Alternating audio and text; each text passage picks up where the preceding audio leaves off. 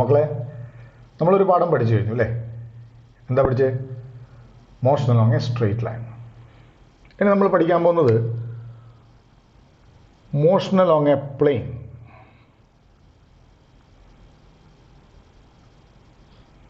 പ്ലെയിനിലെ motion. ഇത് പല subsections ആയിട്ടാണ്. അതിൽ പാർട്ട് 1 ആണ് scalars and vectors. Scalars and vectors motion along പ്ലെയിനിലെ ഒരു സെക്ഷനാണ് സ്കേലാർസ് ആൻഡ് വെക്ടേഴ്സ്. ഇപ്പോൾ നമ്മൾ ക്വാണ്ടിറ്റീസിനെ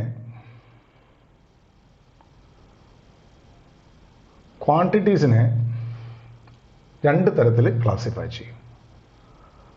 ഒന്ന് അളക്കാൻ കഴിയുന്ന ക്വാണ്ടിറ്റീസ്, അതാണ് ഫിസിക്കൽ ക്വാണ്ടിറ്റീസ്. നീളം, ഭാരം, ബലം ഒക്കെ ഫിസിക്കൽ ക്വാണ്ടിറ്റീസാണ്. അടുത്തത് നോൺ ഫിസിക്കൽ ക്വാണ്ടിറ്റീസാണ്, അളക്കാൻ കഴിയാത്തത്. അത്തരം സാധനം ഫിസിക്സിൽ ഉണ്ടാവില്ല. ഉദാഹരണത്തിന് നിങ്ങൾക്ക് അമ്മയോടുള്ള സ്നേഹം, നിങ്ങളുടെ ഇഷ്ടപ്പെട്ട നടനോടുള്ള ആരാധന, ഇതൊന്നും ഫിസിക്സിൽ ഉണ്ടാവില്ല. അതൊക്കെ ഇംഗ്ലീഷിലൊക്കെ ഉണ്ടാവുള്ളൂ. ഭാഷ പഠിക്കുന്നിടത്ത്, ആർട്ട് പഠിക്കുന്നൊക്കെ ഉണ്ടാവുള്ളൂ. ഫിസിക്സിൽ അതൊന്നും ഉണ്ടാവില്ല. ഇനി ഫിസിക്കൽ ക്വാണ്ടിറ്റീസിനെ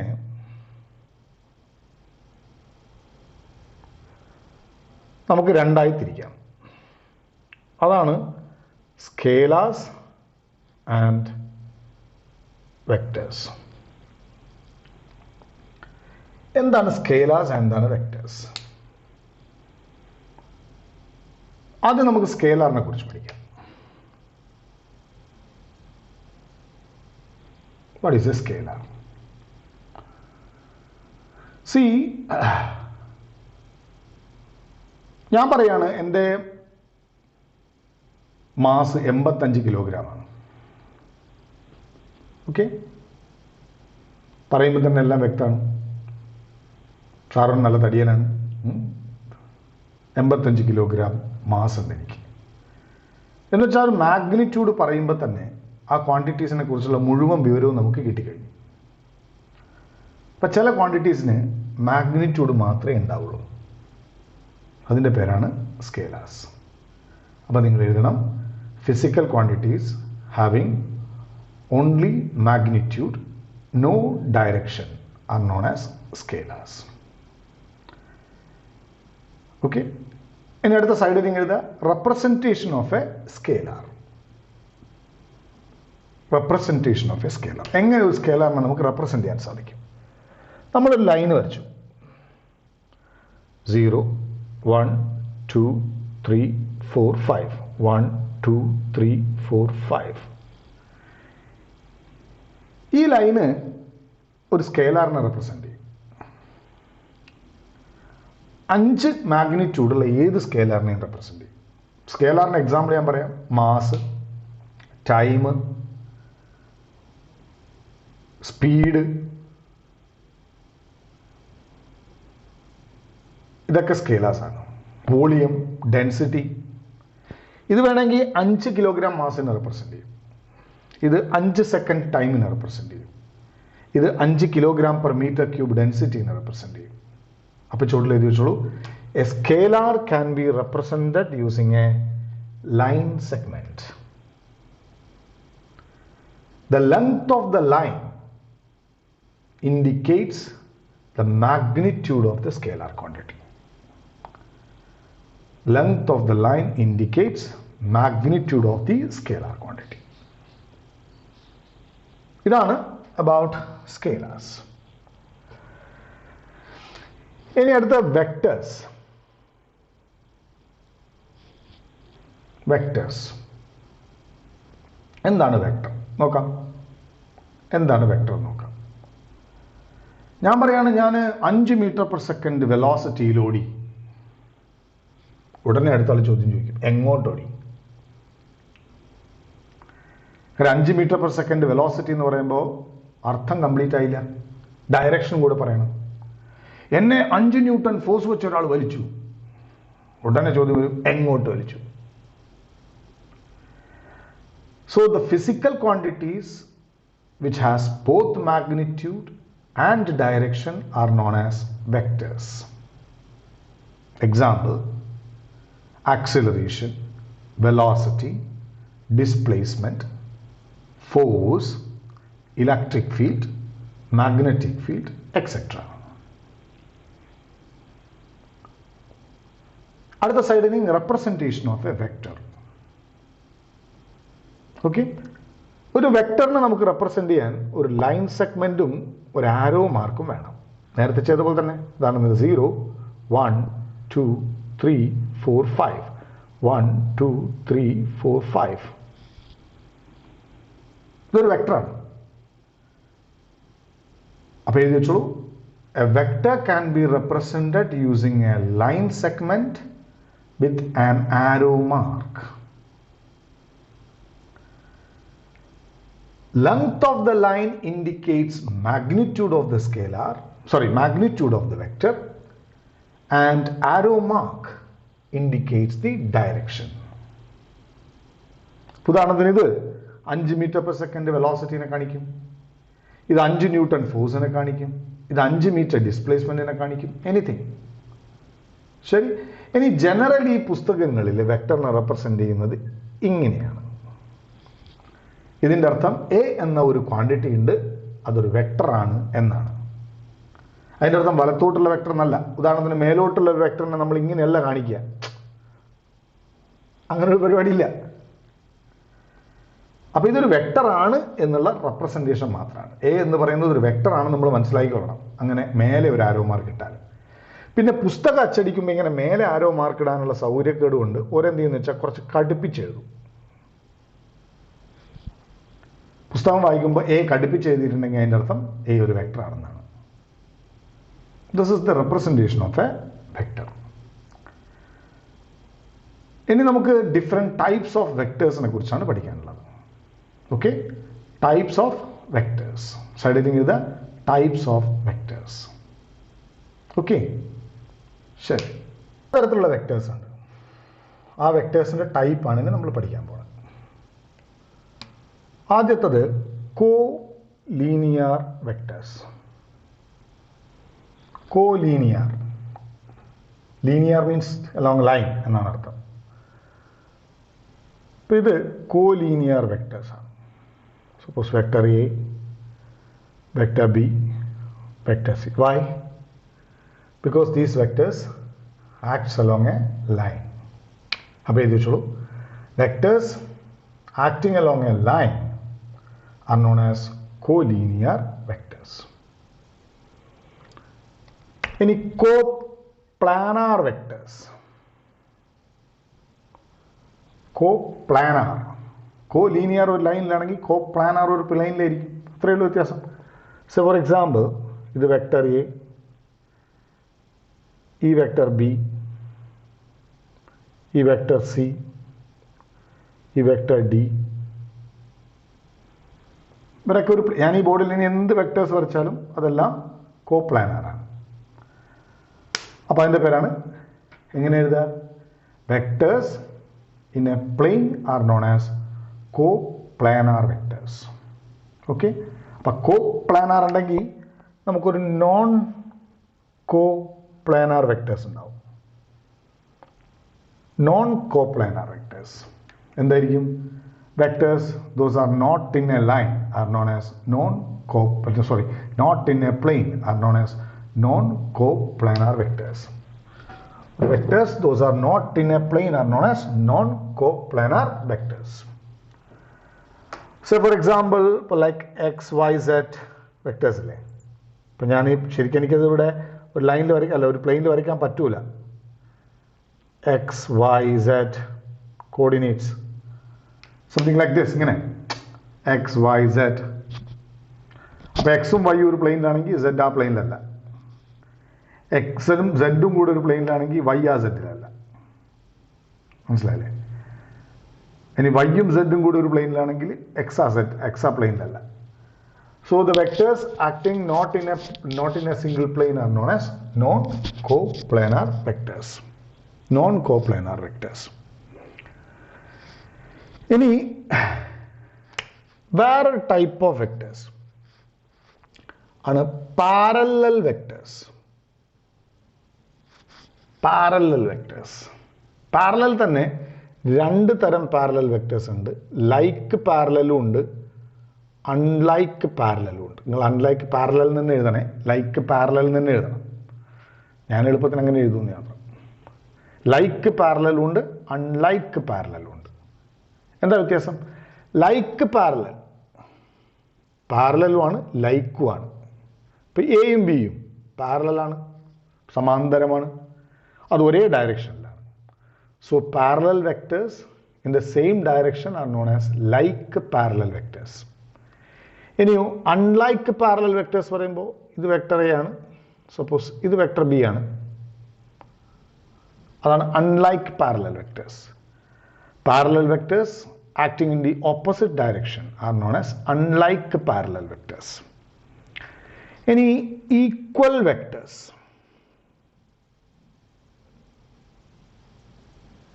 Equal vectors. പലതരം വെക്ടേഴ്സിനെ കുറിച്ച് ഇൻട്രൊഡ്യൂസ് ചെയ്യുക, ഇത് തുടക്കം മാത്രമാണ്. Equal vectors. എന്താ equal vectors? Say for example, ഇത് വെക്ടർ എ, ഇത് വെക്ടർ ബി. ഞാൻ വരച്ചപ്പോൾ തന്നെ നിങ്ങൾ കണ്ടാൽ മനസ്സിലാവും, ഒരേ ഡയറക്ഷനാണ്, ഒരേ മാഗ്നിറ്റ്യൂഡാണ്.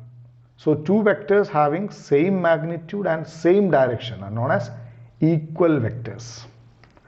അപ്പം നമുക്ക് vector A equal to vector B എന്ന് വിളിക്കാം, vector A equal to vector B എന്ന് വിളിക്കാം. അടുത്തത് negative vector of a vector.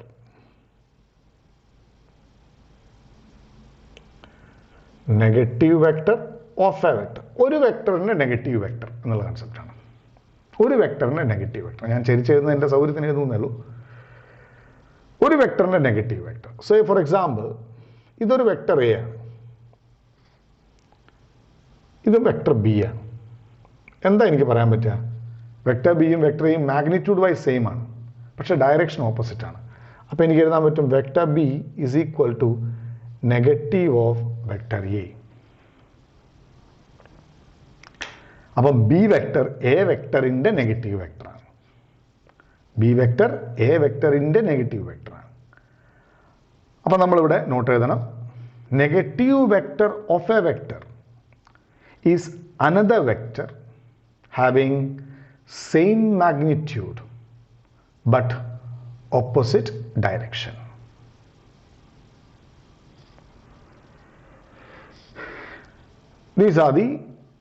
These are some type of vectors. Okay? ഇനി നമുക്ക് കുറച്ചും കൂടെ ടൈപ്പ് ഓഫ് വെക്ടേഴ്സ് പഠിക്കാനുണ്ട്, അതിനെ അടുത്ത് പറയാം. നെക്സ്റ്റ് ടൈപ്പ് ഓഫ് വെക്ടേഴ്സ് ആണ് കൺകറന്റ് വെക്ടേഴ്സ്.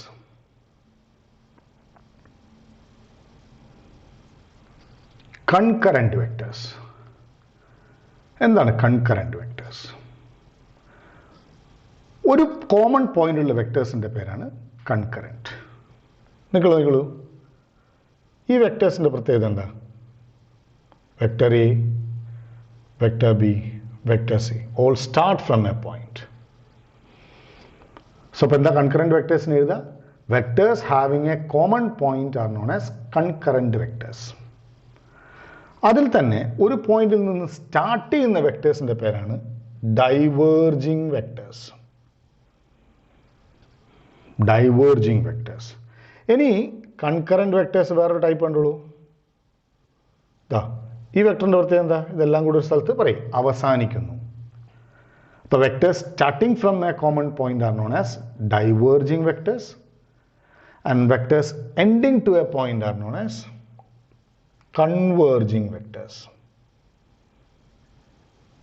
അപ്പോൾ കൺവേർജിങ് വെക്ടറും ഡൈവേർജിങ് വെക്ടറും കൺകറന്റ് വെക്ടേഴ്സ് ആണ്. കൺകറന്റിൽ ഒരു പോയിന്റിൽ നിന്നും സ്റ്റാർട്ട് ചെയ്യുന്നതാണ് ഡൈവേർജിങ് വെക്ടർ, കൺകറന്റിൽ ഒരു പോയിന്റിൽ ചെന്ന് അവസാനിക്കുന്നതാണ് കൺവേർജിങ് വെക്ടർ. ഇനി ഞാൻ നേരത്തെ നിങ്ങളോട് പറഞ്ഞ കൂട്ടത്തിൽ ഒരു വെക്ടറിന് ഒരു ഹെഡ് ഉണ്ട്, ഒരു വെക്ടറിന് ഒരു ടെയിൽ ഉണ്ട്. അപ്പോൾ ഇതാണ് ടെയിൽ, ഇതാണ് ഹെഡ്. ഒരു വെക്ടറിനെ പാരലലി ഷിഫ്റ്റ് ചെയ്താൽ ആ വെക്ടറിൽ യാതൊരു തരത്തിലുള്ള ചേഞ്ചസും ഉണ്ടാവില്ല. ഉദാഹരണത്തിന് ഇതിനെ ഒരു വെക്ടർ എ എന്ന് ഞാൻ വിളിച്ചാൽ എഴുതി വെക്കണം, ഒരു നോട്ടായിട്ട് എഴുതി വെക്കണം. Parallel shifting of a vector will not change any behavior of a vector. ഇപ്പം ഞാനിതിനെ ഇങ്ങനെ പാരലലി മാറ്റി, ഇങ്ങനെ പാരലലി ഇങ്ങോട്ടേക്കാക്കി. ഇതും എന്ത് തന്നെയാണ്? വെക്ടർ എ തന്നെയാണ്. ഇതിനെ ഞാൻ മെല്ലെ ഇങ്ങോട്ടേക്ക് നീക്കി. ഇതും എന്തിനാണ്? മാഗ്നിറ്റ്യൂഡ് മാറ്റാതെ ഇങ്ങോട്ടേക്ക് നീക്കി. ഇനി ഇതിനെ ഇങ്ങോട്ടേക്ക് നീക്കി, ഇങ്ങോട്ടേക്ക് നീക്കി, എന്നാലും കുഴപ്പമില്ല. ഇങ്ങനെ നീക്കിയാൽ ഇത് പാരലലായി. ഇതും വെക്ടർ എ തന്നെയാണ്. ഇനി ഇതും വെക്ടർ എ തന്നെയാണ്. അപ്പോൾ ഒരേ മാഗ്നിറ്റ്യൂഡുള്ള എക്ക് പാരലലായിട്ടുള്ള എല്ലാ വെക്ടേഴ്സും വെക്ടർ തന്നെയാണ്, അതേ വെക്ടർ തന്നെയാണ്. Parallel shifting will not change any behaviour of a vector. അടുത്ത side method to find angle between two vectors. അസലായിട്ട് ശ്രദ്ധിച്ച് കേൾക്കാൻ വളരെ പ്രധാനപ്പെട്ട സംഭവമാണ്. Methods to find angle between two vectors. രണ്ട് വെക്ടേഴ്സ് തമ്മിലുള്ള ആംഗിൾ കണ്ടുപിടിക്കാനുള്ള ചില മെത്തേഡുകളാണ്. സോ ഫോർ എക്സാമ്പിൾ, ഇതൊരു വെക്ടർ എ, ഇത് മറ്റൊരു വെക്ടർ ബി. കണ്ടാൽ തന്നെ അറിയാം എൻ്റെയും ബിൻ്റെയും ടെയിൽ ഒരുമിച്ച് കൂടുന്നുണ്ട്. എന്ന് വെച്ചാൽ എയും ബിയും ആരംഭിക്കുന്നത് ഒരേ പോയിന്റിൽ നിന്നാണ്. ഒരേ പോയിന്റിൽ നിന്ന് ആരംഭിച്ചാൽ മാത്രമേ നമുക്ക് ആംഗിൾ പറയാൻ പാടുള്ളൂ. അപ്പോൾ ഈ എയും ബിയും തമ്മിലുള്ള ആംഗിൾ തീറ്റയാണ്. ശ്രദ്ധിച്ച് കേൾക്കണേ, എയും ബിയും തമ്മിലുള്ള ആംഗിൾ തീറ്റയാണ്. ഇനി മറ്റൊരു സ്ഥലത്ത് നമുക്ക് തന്നിരിക്കുന്ന വെക്ടർ ഇതാണ്, വെക്ടർ എ, ഇതാണ് വെക്ടർ ബി. ഈ ആംഗിൾ ഇപ്പൊ ഈ വെക്ടർ രണ്ടും ഒരേ പോയിന്റിൽ നിന്ന് സ്റ്റാർട്ട് ചെയ്തോ? ഇല്ല, ശരിയല്ലേ? ഒരേ പോയിന്റിൽ നിന്നല്ല സ്റ്റാർട്ട് ചെയ്യുന്നത്. ഒരുത്തൻ അവസാനിക്കുകയാണ്, മറ്റൊരുത്തൻ തുടങ്ങുകയാണ്. അപ്പോൾ നമ്മൾ എന്ത് ചെയ്യണം? ഒരേ പോയിന്റിൽ നിന്ന് ആരംഭിക്കത്തക്ക രീതിയിലാക്കണം. ഒരേ പോയിന്റിൽ നിന്ന് ആരംഭിക്കത്തക്ക രീതിയിലാക്കാൻ ഏതെങ്കിലും ഒരു വെക്ടറിനെ പാരലലി ഷിഫ്റ്റ് ചെയ്താൽ മതി. ഈ വെക്ടർ നമ്മൾ പാരലലി ഷിഫ്റ്റ് ചെയ്താൽ ഒരു തരത്തിലുള്ള മാറ്റവും വെക്ടറിന് സംഭവിക്കില്ല എന്നാ പഠിച്ചേ. അപ്പോൾ ഇതും ആര് തന്നെയാണ്? Vector A. ഇനി എയും ബിയും തമ്മിലുള്ള ആംഗിൾ ഇതാണ് angle between the two vectors. എന്തല്ല? ഇതല്ല. അപ്പോൾ angle between two vectors is the angle when both the vectors are starting from a point. ഇനി ഇങ്ങനെ വന്നു വിചാരിക്കാം, ഇതാണ് വെക്ടർ എ, ഇതാണ് വെക്ടർ ബി. ഇവിടെയും സ്റ്റാർട്ടിംഗ് പോയിന്റ് അല്ലല്ലോ. അപ്പം നമ്മൾ ഇവനെ ഇങ്ങോട്ടേക്ക് ഷിഫ്റ്റ് ചെയ്തു, ഇവനെ ഇങ്ങോട്ടേക്കും ഷിഫ്റ്റ് ചെയ്തു, പാരലലി ഷിഫ്റ്റ് ചെയ്തു. ഇനി ഈ ആംഗിളാണ് ആംഗിൾ ഓഫ് ദ വെക്ടേഴ്സ്. അത് ഫോർച്യുനേറ്റ്ലി ഈ ആംഗിൾ തന്നെ ആയിരിക്കും. അപ്പം ഹെഡും കൂട്ടിമുട്ടുന്നുണ്ടെങ്കിൽ ആംഗിൾ ഹെഡ് തമ്മിലുള്ള ആംഗിൾ തന്നെ എടുത്താലും മതി.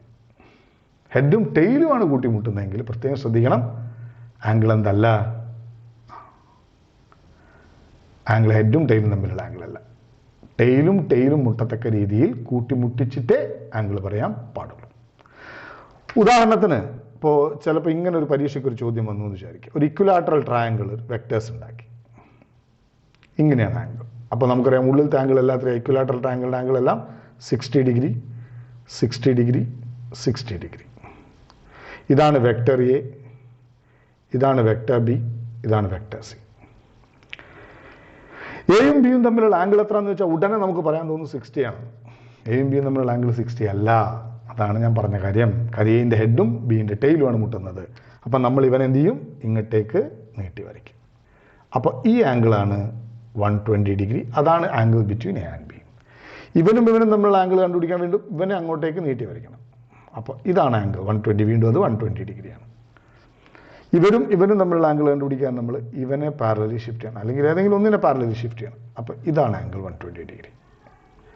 പറയുമ്പോൾ സിമ്പിൾ കാര്യമാണ്, പക്ഷേ കുട്ടികൾ തെറ്റുവരുത്തുന്ന പ്രധാനപ്പെട്ട കാര്യങ്ങളിൽ ഒന്നാണ്.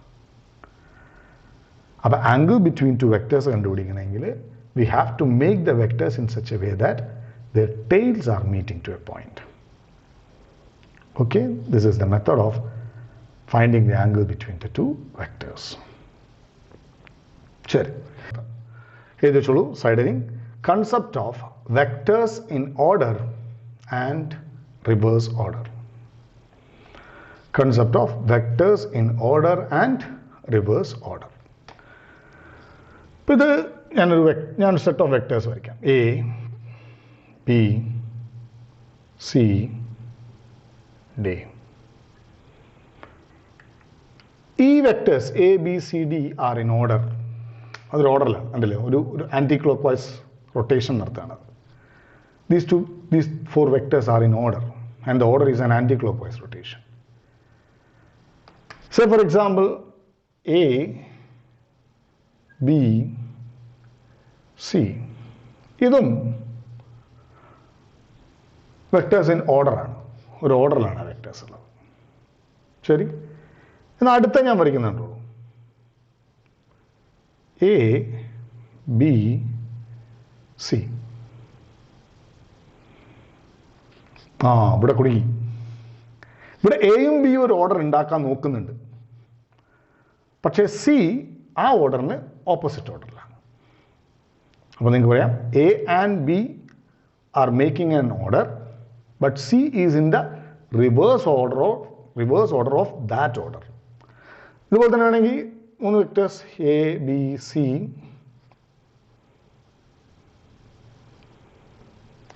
ഈ 3 വെക്ടേഴ്സ് ഒരു ഓർഡർ ഉണ്ടാക്കുന്നുണ്ട്. കാര്യം ഒരുത്തൻ അവസാനിച്ചെടുത്ത് മറ്റൊന്ന് തുടങ്ങി, ഒരുത്തൻ അവസാനിച്ചെടുത്ത് മറ്റൊന്ന് തുടങ്ങി. പക്ഷേ ഈ വെക്ടർ ഡി എന്തിലല്ല, ആ ഓർഡറിലല്ല. അപ്പോൾ A B C form an order, but D is in the reverse order of that order. Okay, ഇത്രയും കാര്യങ്ങളാണ് നമ്മുടെ ആദ്യത്തെ ക്ലാസ്സിൽ നമ്മൾ വെക്ടേഴ്സിൻ്റെ ഇൻട്രൊഡക്ഷൻ ആയിട്ട് പഠിക്കുക. എല്ലാവരും ഹാപ്പി അല്ലേ? ആ പൊന്നുമക്കളെ, കാര്യങ്ങൾ നന്നായി മനസ്സിലാക്കി പഠിക്കുക. പഠിക്കുന്നത് നമ്മൾ അച്ഛനും അമ്മയ്ക്കും പഠിപ്പിക്കുന്ന മാഷന്മാർക്ക് വേണ്ടിയും നല്ല പഠിക്കണേ. നമ്മൾ പഠിക്കണം നമുക്ക് വേണ്ടിയാണ്. വലിയ സാധ്യതകൾ നമ്മൾ കാത്തിരിക്കുകയാണ്. ഞാൻ പറഞ്ഞുതരാം നിങ്ങൾക്ക് മുന്നോട്ട് എന്തൊക്കെ സാധിക്കും. വലുതാവാൻ തീരുമാനിച്ചാൽ നിങ്ങളുടെ വലുപ്പത്തിന് അറ്റയില്ല. ആകാശം മുട്ട വരാം, വിൽ പവർ വേണം. ഓക്കെ, വെട്ടിക്കാൻ വരാവാ. Let's see. Thank U.